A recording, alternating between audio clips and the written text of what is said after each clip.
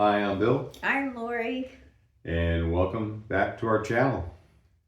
Well, today is March 27th. It's a Wednesday, and it's a significant day because we've started back up working with our teacher and coach, Marcia.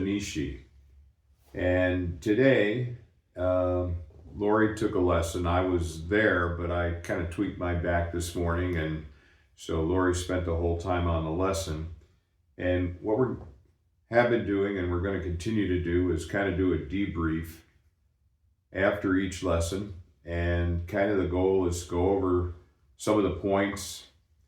And again, if you're new to the channel, our concept has been to work with a coach or a teacher, and our preferred one is Marcia Nishi.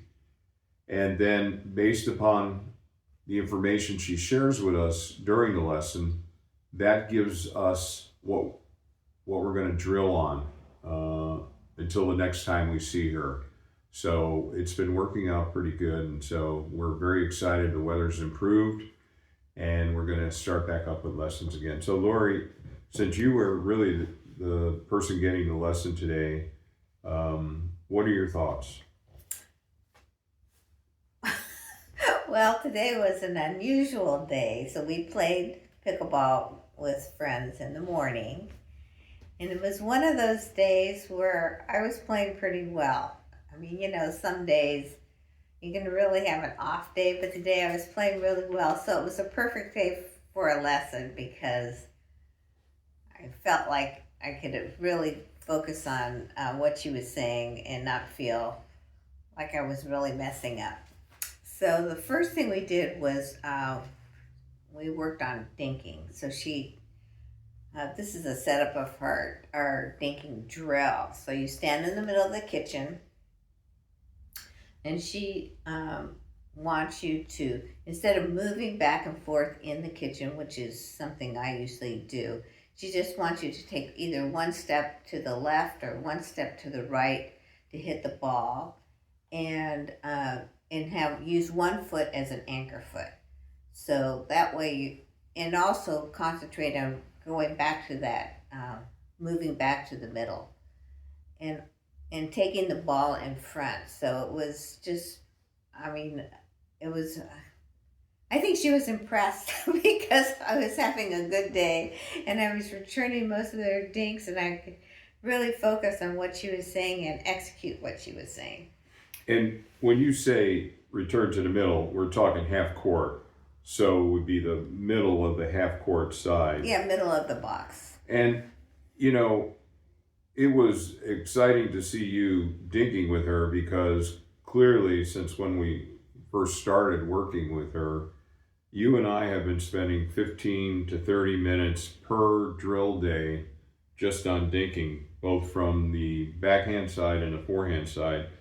And I really think that's starting to show in both of our play.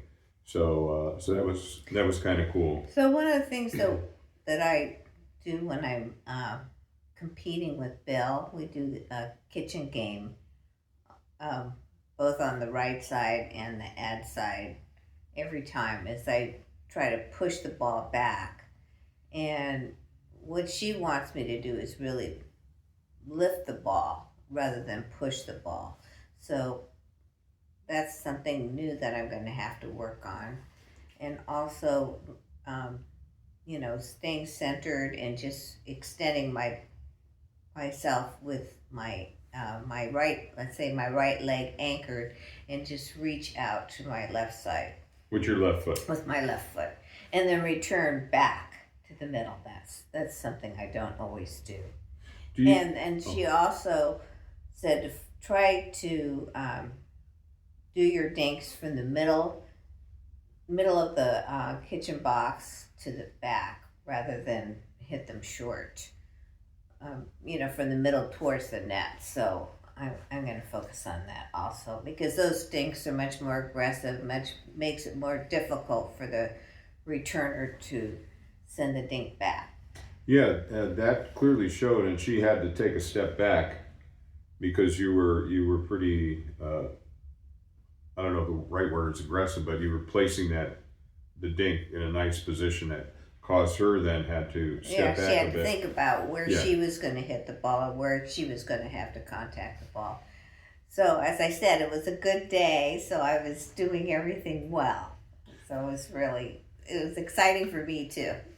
Now, in this positioning of having an anchor foot and moving one foot in one direction or one foot in the other, do you feel that helps you keep better balance, or didn't notice anything there? I didn't notice really the Okay. balance, but the ability to return the ball easily, even though it's pretty wide out, because you also are more likely to cut the ball out, cut the ball off and return it more quickly. Because a lot of times what I do is, if the ball looks like it's deep, I step back and away from the kitchen and then return.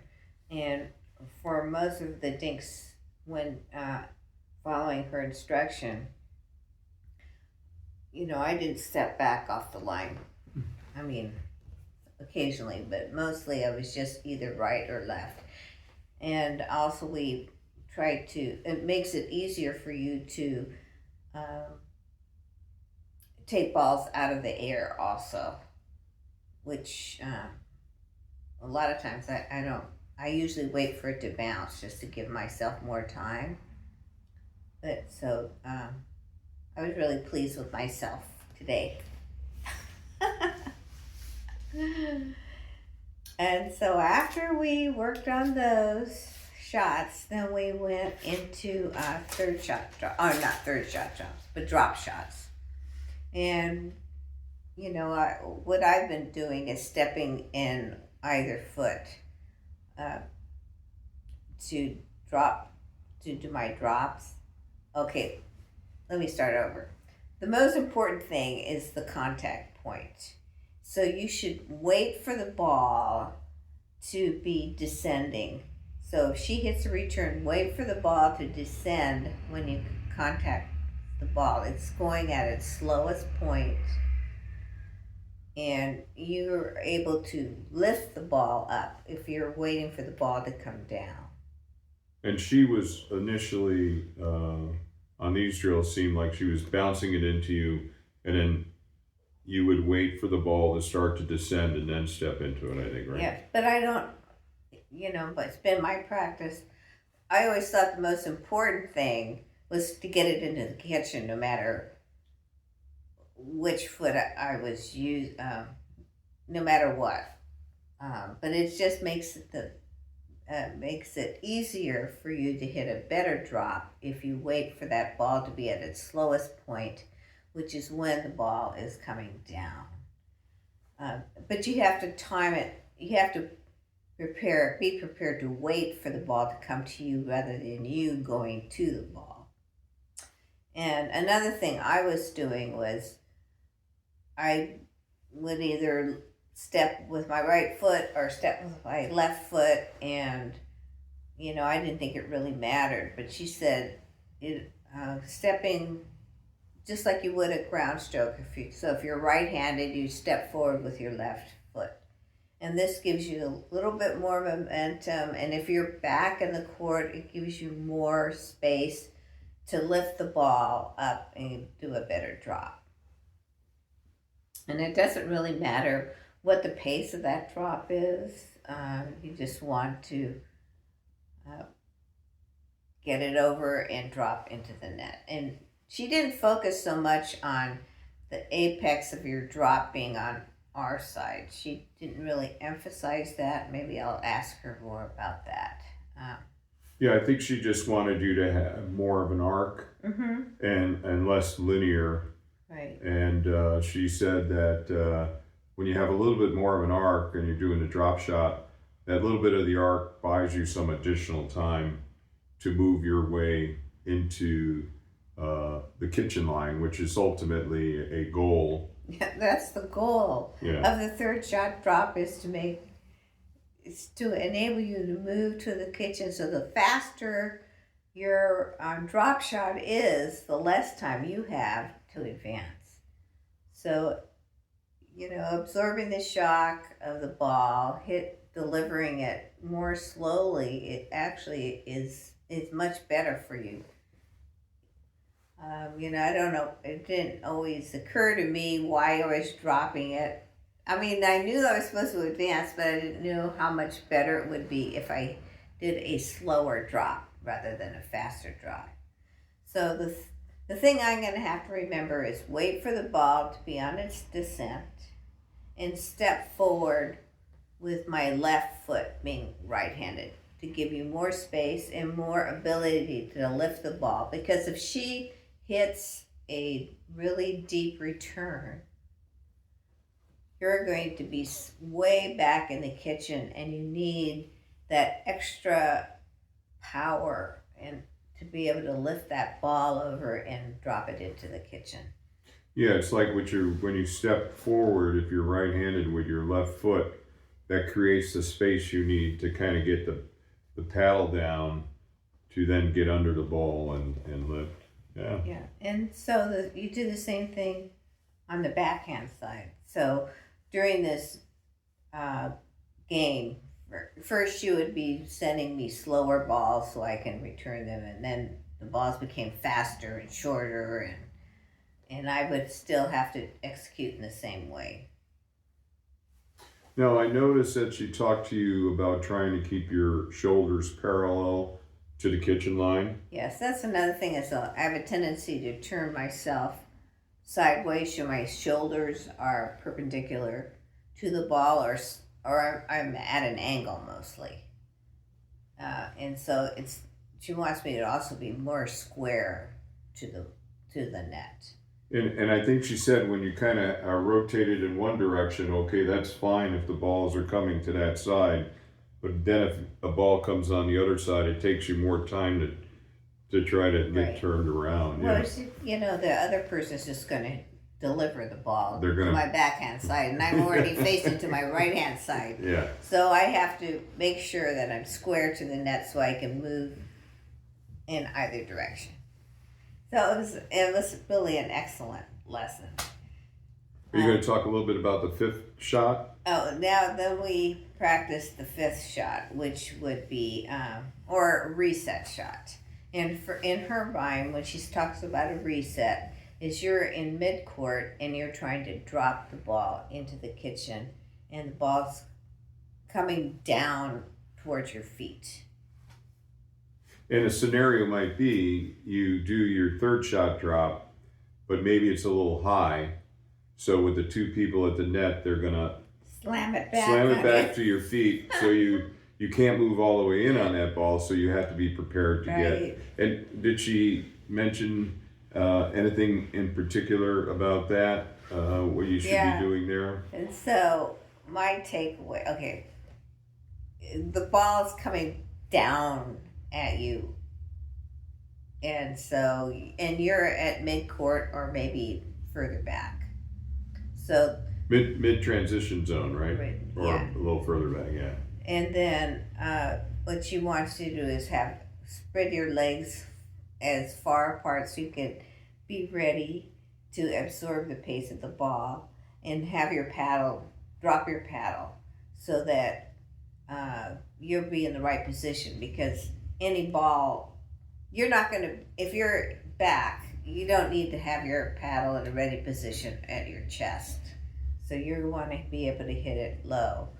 And that would be because if the ball comes up chest high, at that point just let the ball go because it's coming at a fairly high pace. So widen your stance, drop your paddle, bend your knees down. Don't stand erect even if so you want to widen your stance, bend your knees, get as low as you can, and put your paddle down below your legs and be ready. And she says it's easier to do a reset shot with two hands. And so I found that if I held the paddle, a two-handed backhand, your left hand does all the work anyway, but for some reason on the reset shot, I was holding most of the paddle The grip? The grip, I was gripping it really tight with my right hand. So even though I could, capture the ball and return it back to her, it was going at the pace was too high, and she would just slam it back at me. Yeah, I did. So I have to really focus on having a light grip on both my right hand and my left hand. And because when I did that, then the ball would be reset and much more slowly. And she wouldn't have that opportunity to slam it back. Yeah, I mean, that was, part of what I think she was talking about was if they put a lot of pace on the ball at you, the last thing you want to do is to add to that pace, and so you want to just kind of absorb the observe pace. Yeah. So I have to remember just to lighten. I mean, I was holding my left hand really light, but my right hand I was holding really firm. So I'm going to have to do both of them much more lightly. And therefore that little bit lighter grip lets some of the paddle absorb more of the pace off the ball. Yeah. And also, it was good practice because, well, initially she would be just delivering the ball pretty slowly so I could do these resets. So it was pretty good. But then, as the practice ensued, continued, she would be much more aggressive and be slamming the ball one right after the other, which does happen in a game. But, maybe 2 slams, I might be able to get it back, but the third one I would always miss. And I think what she was teaching us and what she's, I think, shared with us before is, you may have to hit you hit a third shot, you may have to have a fifth, a seventh, maybe a ninth. So, the goal is to make it to the kitchen line, but you may have to do several resets to get, several shots before you get up there. So stick with it, I think, is her approach. If you don't hit the perfect shot over the net, just stick with it, and you're going to get one more opportunity. So, yeah. Now, the one thing we didn't practice is if I did a successful soft reset, is moving to the kitchen. Right. Because a lot of times what I do is I'm working on a shot and I watch it to see whether it's good or not. And then by then, I haven't moved because I'm watching. So I'm going to have, that's the next step, is executing the perfect shot and moving at the same time. So we've already scheduled a class for next week, and I'm really excited to see what my progress is going to be, and I'm going to be slamming Bill with shots in the next few days. Yeah, and normally we would do every 2 weeks, but we're going to go out of town on a trip. So I'm glad that you asked to schedule that class for next week. And Laurie, you might want to just show. So what Laurie did after the lesson and before going on the camera here is she wrote down a bunch of points and which she shared with you. And then these can be criteria for when we drill. And so we know what to focus on. And, I can replicate the drill that Marcia was working with Laurie, so that's kind of cool. And eventually you can make a little book out of it, an ebook or, well, I guess this is not an ebook, but all right. So it was a good day. Yeah. So actually, I think in our next video, we should just be practicing these 3 drills. These 3 shots. Yeah, kind of what we are doing is do these lesson debriefs after the lessons. We've been producing some videos about our drill sessions, and we'll continue to do that. And maybe in the next drill session, we'll pick a couple of these points and we'll demonstrate that, and we'll video that. So that's a good idea.